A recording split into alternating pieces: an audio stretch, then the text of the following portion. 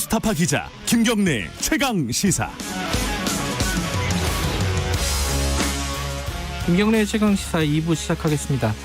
지난주부터 저희들이 부동산 관련된 전문가들을 모시고 여러 가지 입장들을 좀 들어보고 있습니다. 부동산 문제가 참 여러 가지 결이 있어가지고 어렵습니다. 그래서 오늘은 경제 전문 기자죠. 성공예감, 일라디오 성공예감을 오랫동안 진행해서 친숙한 분입니다. 김원장 기자와 함께 부동산 관련된 집값의 거짓말라는 제목으로, 이게 책 제목이기도 합니다. 최근에 김원장 기자가 쓴 얘기를 좀 나눠보도록 하겠습니다. 지금은 방콕에 있습니다. 특파원으로 가서 전화로 좀 연결하겠습니다. 김원장 기자, 안녕하세요. 네, 방콕입니다. 예, 방콕 몇 시예요 지금? 6시 막 지났습니다. 아침 6시입니다. 잠은 깨셨나요? 네. 예. 그 방콕에 있으면서 또 책을 하나 내셨어요? 집값의 거짓말? 네. 집값이 우리가 생각하는 거하고 많이 다르다. 그런 내용이 들어 있습니다. 예. 네. 근데 이 제목이 보니까 집값의 거짓말. 그럼 누가 거짓말하고 있다는 건데, 집이 거짓말하는 건 아닐 거고 누가 거짓말을 하고 있는 거예요, 이게? 이게 이제 자산 가치라는 게 우리가 시간이 지나고 보면 몇 년 오르다가 몇 년 내리다가 또 오르다 내리다. 그런데 이제 우리는 항상 그 시점에 잠겨 있으면은 그때는 항상 그게 대세라고 생각하잖아요. 내려갈 때나 올라갈 때나. 그때 흥분하고 주저하고 참여하고 그러면서 이제 결국 주저하다가 남들 하는 대로 베팅을 하죠. 예. 뭐가 바뀐 걸까 그때와 집값이.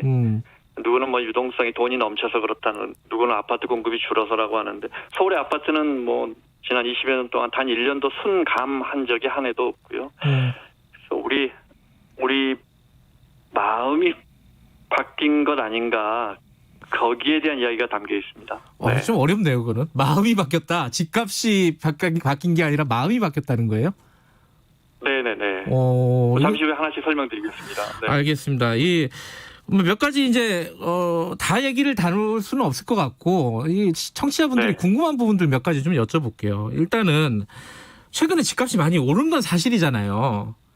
네, 물론입니다. 예. 그런데 이게 이거를 이제 어떻게 해결할까를 여러 가지 의견들이 나오는데, 공급이 부족하니까 공급을 늘려야 된다. 그래서 뭐 아파트 재건축 같은 거 규제 풀고 서울에 좋은 아파트, 양질의 아파트, 사람들이 좋아하는 아파트 많이 공급하면은 이거 풀린다. 근데 정부가 이거 안 하고 있어서 지금 문제가 있는 거다.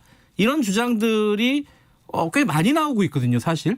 그거 어떻게 보십니까? 이게 여기에 대해서 대부분은 틀린 주장이라고 김원장 기자가 책에 썼던데, 어떤 내용이에요? 이게?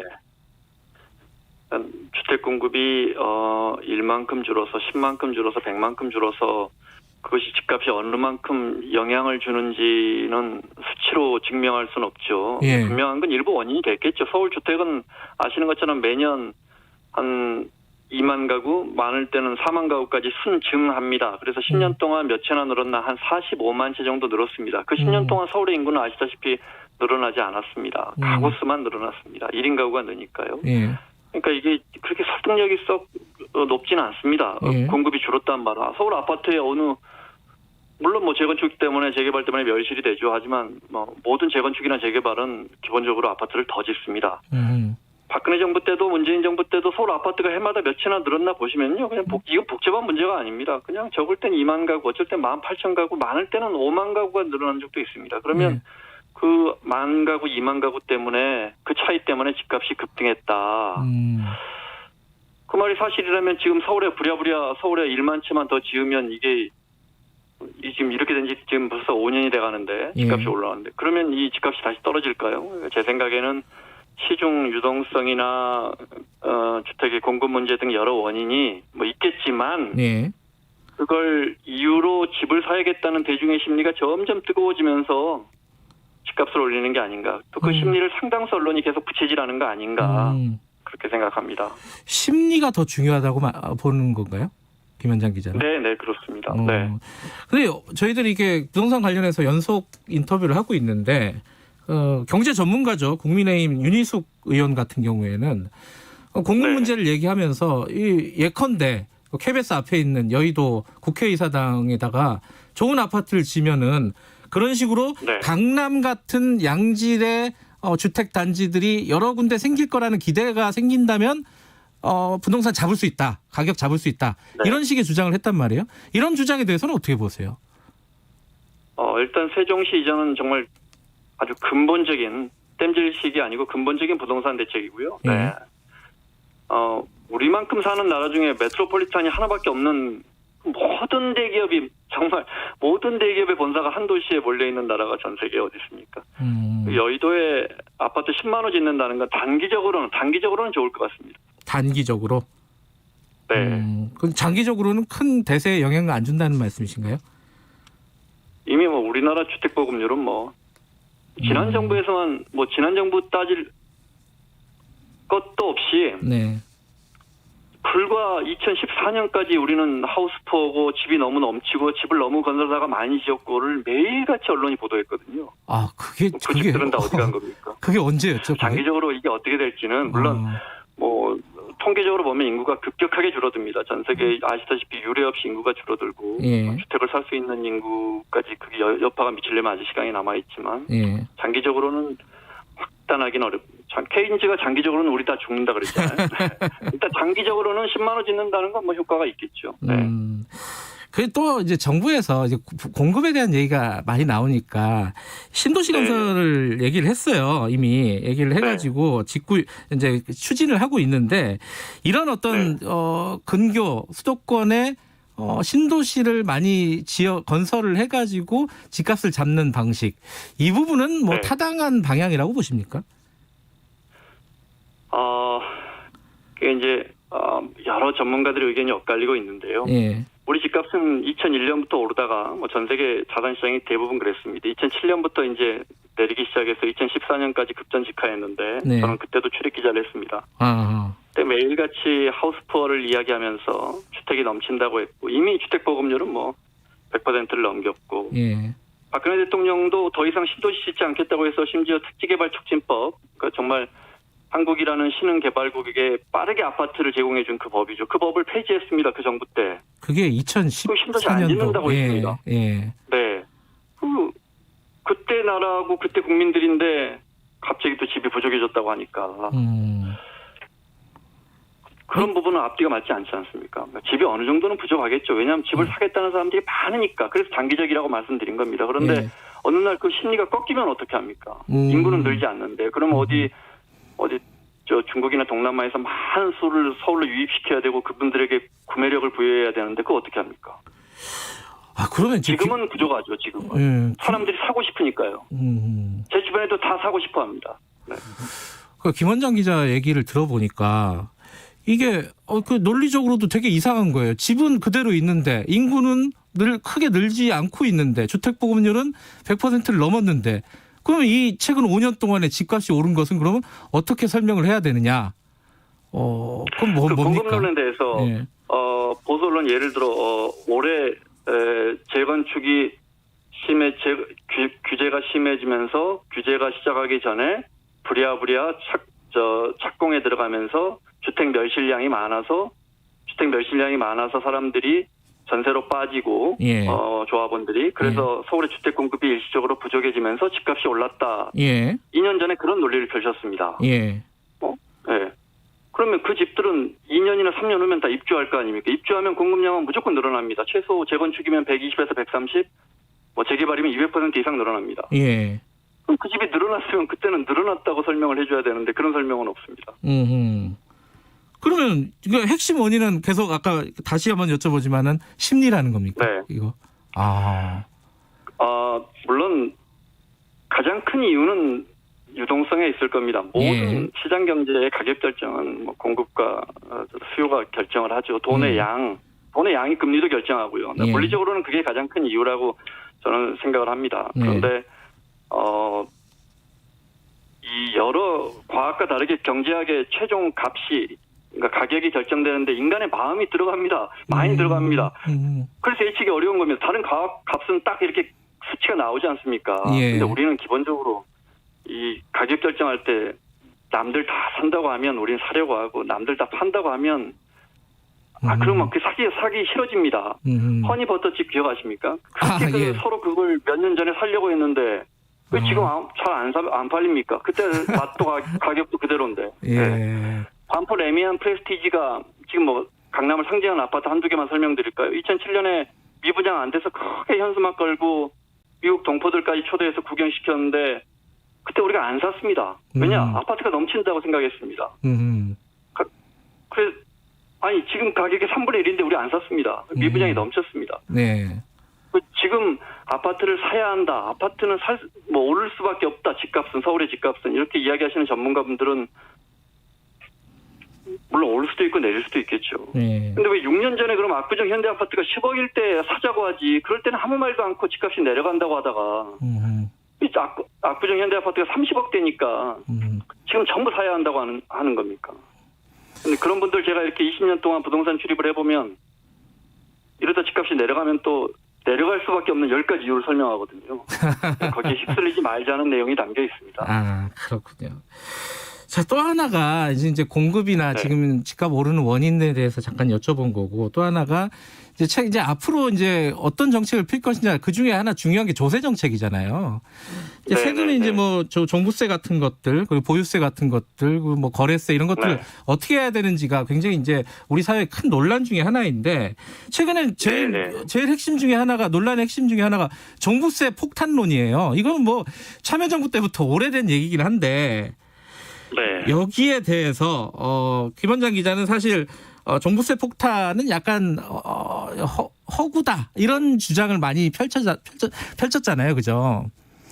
네. 그 부분에 대해서 조선일보가 칼럼을 쓴 게 있습니다. 남의 돈을 우습게 하는 사람, 이게 이제 김원장 기자를 얘기를 하는 겁니다, 그죠? 거기 부동산을 3번이나 출입했던 방송기자 A씨라고 하는 거 보니까 저를 이야기하는 것 같아요. 딴 사람이 없어요. 김원장 기자인데. 어떻습니까? 이게 좀 설명 좀 해주세요. 부동산, 종부세 폭탄론이 왜 허구에 가깝다고 생각을 하시는지.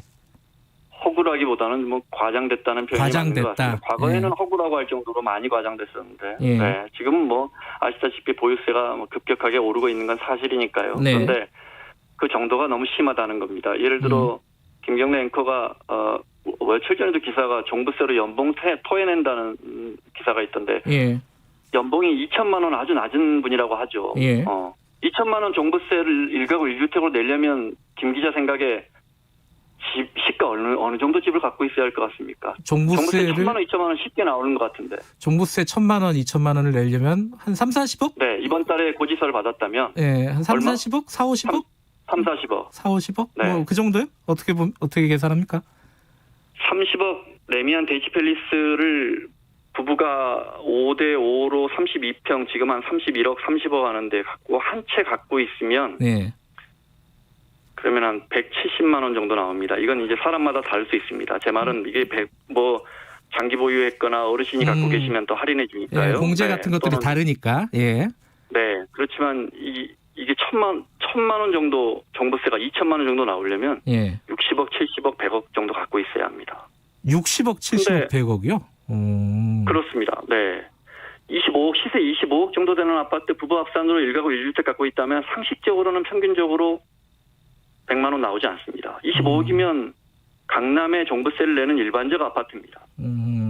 100만 원 나오지 않습니다. 실제 통계로도 정부 통계를 찾아보면 종부세 우리 국민 66만 명이 내는데 그중 10명 중 6명이 100만 원 이하로 냅니다. 올해.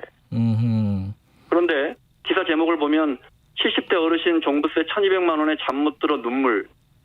소득이 없는 어르신에게 종부세가 1,200만 원이 나오면 정말 속상하고 당황스러울 겁니다. 이건 충분히 그분 입장을 이해할 수 있습니다. 당황스럽죠. 작년에 한 600만 원, 700만 원 나왔을 텐데 올해 1,200만 원, 내년엔 더 올라가니까요. 근데 이분이 1,200만 원 종부세를 가지려면 말씀드린 것처럼 아마 한 40억 아파트 하나, 30억 아파트 하나는 최소 갖고 계실 겁니다. 그러면 합계 70억인데 이 아파트는 아시다시피 6, 7년 전에 40억 정도 했을 겁니다. 합쳐서. 그러면 평균적으로 그러면 강남에 있다고 치면 그러면 한 2, 30억의 평가 차익이 아직 팔지 않았지만 평가 차익을 갖고 계시니까 1,200만 원을 내셔야 합니다. 주택을 70억, 80억 소유하고 계시니까요. 이렇게 기사를 써야 되는데 그렇게 쓰면 종부세 폭탄 프레임이 만들어지지 않지 않습니까? 그러니까 그냥 앞에 어떤 아파트를 얼마나 갖고 계신지는 빼버리고 1,200만 원의 눈물. 그래서 그 강남의 대표적인 아파트 25억, 30억, 35억 하는 아파트 3개가 종부세가 얼마나 나오는지를 제가 고지서를 첨부해서 제 SNS에 올렸더니 예. 그랬더니 이제 이 언론에서 하는 거랑 너무 차이가 나니까 예. 그래서 좀 이게 논란이 되고 언론들이 기사화하고 몇몇 의원님들이 퍼가고 그래서 일이 커지고 있네요. 네. 근데 이게 그런 반론이 당장 나오잖아요. 아니 강남 사는 게 죄냐? 집값 올린 게 누구냐? 이사 가란 얘기냐? 네. 너무 가혹한 거 아니냐? 뭐 이런 반론에 대해서는 어떻게 보세요? 그러니까 제가 종부세를 1,200만 원 내보지 않아서 그렇지만 우리 보유세가 김 기자 아시는 것처럼 급격하게 오르고 있는 건 맞습니다. 그런데 네. 집값이 정말 특히 우리 국민의 3.1%가 사는 강남 3구의 집값이 정말 많이 오르지 않았습니까? 네. 그래서 정부가 대책을 내놨고 그리고 그 오른 가격에 비하면 그리고 네. 선진국이 보유세를 부담하는 그 세율에 비하면 네. 상당히 수긍할 만한 수준입니다. 물론 그분들 입장에서 받아들일 수 없다고 주장하는 것 또한 역시 충분히 이해가 됩니다. 그런데 그걸 설득 국민들에게 설명하는 언론이 네. 제대로 된 팩트로 설명하느냐. 그렇게 안 되니까 지난해보다 4배 올랐다. 네. 근데 액수가 20만 원에서 80만 원 됐다는 이야기는 하지 않고 4배 올랐다고만 이야기를 하고 4배가 평균적으로 오를 수가 없습니다. 지난해 종부세로 3조 3천억 걷었는데 올해 4조 2천억 걷어서 종부세 세액은 27% 올라가는데 네. 3배, 4배 올랐다는 기사는 너무 많거든요. 그래서 좀 정확하게 국민들에게 설명하자라는 취지였습니다. 그거는 뭐 언론들에게 좀 반성을 해야 된다라는 생각이신 것 같고 사마나 파로님이 현 정부 부동산 네. 정책에 대해서 꼭 물어봐달라고 했어요. 이제 저희들이 이제 인터뷰 진행하면서 더불어민주당 진성준 의원하고도 했는데 그런 얘기를 했거든요. 네네. 이게 지금 부동산 시장의 문제가 정책의 실패가 아니라 시장의 실패일 뿐이다. 이런 얘기를 했단 말이에요. 사마나 파로님은 현 정부 부동산 정책 뭐 20몇 번 뭐 발표를 했다 뭐 이런 얘기도 있는데 대책들을 전반적으로 평가하신다면 어떻습니까? 그 시장의 실패인지 정책의 실패인지는 근데 시장에 실패하지 않게 하기 위해서 정책을 쓰는 거 아닙니까? 네네. 저는 이제 두 가지로 봅니다. 처음에 이 정부가 보유세 분명하게 올릴 수 있었는데 우물쭈물하다가 보유세 안 올릴 거야 하니까 재정개혁특위 그 김남근 변호사 세워서 이거 만들어서 논의하다가 결과 언론 보도도 거의 안 나왔습니다. 저는 그거 매일같이 지켜보고 있었는데 그 결과 그냥 기재부 서랍에 들어가 버렸고 네. 그리고 이제 땜질식 처방만 정말 이어지고 있는 게 아닌가. 그다음에 두 번째로는 정책의 우선순위가 네. 임대주택 공급이나 최저 주거 기준 미달 가구 뭐 이런 서민 주거 안정에 맞춰졌으면 그러면 이렇게 강남 집값을 잡겠다는 이 프레임보다 훨씬 덜 정치적으로 이용되지 않았을까. 그러면 좀 정책이 더 힘을 받지 않았을까. 이 부분이 제일 아쉽습니다. 근데 언론도 그렇고요. 정부도 그렇고 강남 네. 집값, 강남 아파트에 굉장히 집중을 해요. 이건 어떻게 봐야 될까요? 다 당연한 건가요? 그 강남에 집을 구매할 수 있는 사람들의 구매력은 아시다시피 소득은 무섭게 오르고 있고 그걸 잡기가 쉽지가 않은데 정부 생각에서는 특히 촛불로 탄생한 정부 입장에서는 공정하지 않다고 본 것이죠. 앉아서 10억 아파트가 20억, 30억이 되는 건 공정하지 않다. 이걸 바로잡아야겠다 생각한 취지는 알겠는데 네.